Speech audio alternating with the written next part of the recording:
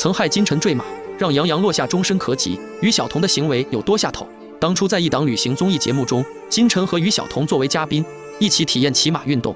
刚开始两人还算愉快，但骑着骑着，于晓彤就玩性大发，他故意拍了金晨的马屁股，还来了一句架，导致马受惊，直接让金晨从马背上狠狠摔下来。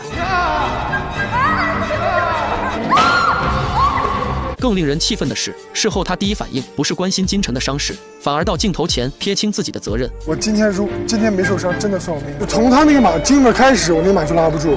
我跟你说，下次啊，真的这种东西不能任性。所幸金晨只是有些脑震荡，而他也在事后说出了真相。然后他就在我旁边路过的时候，他说下，就拍了我那马屁股，我那马就，然后就狂奔，我就从马上摔下来。不过当他再度谈起于晓彤的名字时，也是大写加粗的一句可怕啊，于晓彤，可怕。而于晓彤也不是第一次这么下头了。2013年，于晓彤和杨洋一起参加了一档真人秀节目《新兵报道》，按当时的安排，他们要跟其他2名队友一起应对毒气洞挑战，然而4个人却只有3副防毒面罩，也就是说，几个人要替换着戴才能安全。任务开始后，队长张宁江以自己肺活量不错为由，将面具给了其他3人。然而一段时间后，杨洋感觉旁边的张宁江到达了极限，就赶紧把防毒面具给了他。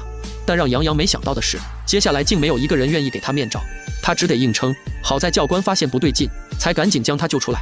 可惜还是晚了一步，杨洋因为吸入过量有毒气体，留下了咳嗽的终身后遗症。可笑的是，于晓彤曾声称杨洋就是他的童年。他是我感情最深的一个朋友，他是我的童年，他是我的一切的一切。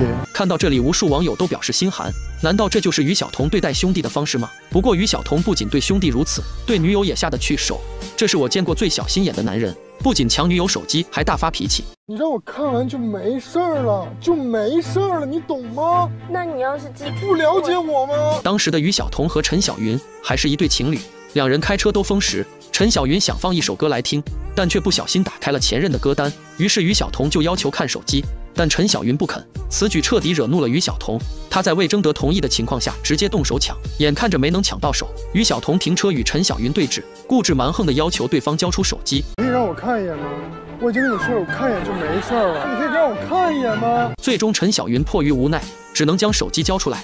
没想到于晓彤又发出灵魂拷问：你在车上的时候为什么不给我看？陈小云闻言既无奈又不知所措，完全不知道该怎么接他的话，但于晓彤却不依不饶地说道：就只有他的歌才会治愈你吗？还是他的人能治愈？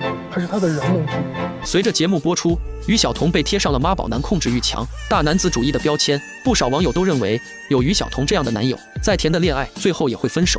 结果也正如网友所料，之后没多久，这对小情侣就说了拜拜。但就事论事，陈小云在有现任的情况下，依旧听前男友的歌，确实不太妥。但于晓彤这种控制不了自己情绪，在马路上就硬要抢手机的行为，也让不少人感到害怕。除了恋爱中，于晓彤很大男子主义，私下的于晓彤脾气也很任性。当初在给《红楼梦》做宣传时，因有观众表达了反对意见，于晓彤就曾试图抡起拳头打对方，甚至在录制某节目时，于晓彤的态度也是相当豪横。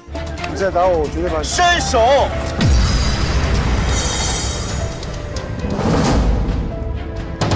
要不是身边一众人给拉着，他仿佛下一秒就要上手打人了。然而除了这些人外，于晓彤女友海璐的遭遇也让人心疼。要不然刀坏了，我这一下砍死他了。放眼整个娱乐圈，于晓彤的暴脾气如果说是第2，绝对没人敢称第1。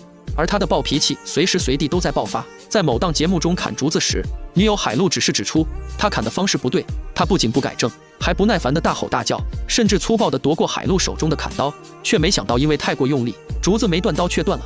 于是他又开始指使海璐向沈腾求助，不料沈腾指出他砍竹子的方式不对时，他却把错全部推到海璐身上。这样啊，要不然刀坏了，我这一下砍死他了。而于晓彤的作妖还没完，明知道女友海璐害怕虫子，但他却还十分强硬地逼迫对方去搜集蚕宝宝。特别怕虫，我一定要进去捡。当然要进去捡啊！而当海璐克服恐惧行动时，他又玩性大发。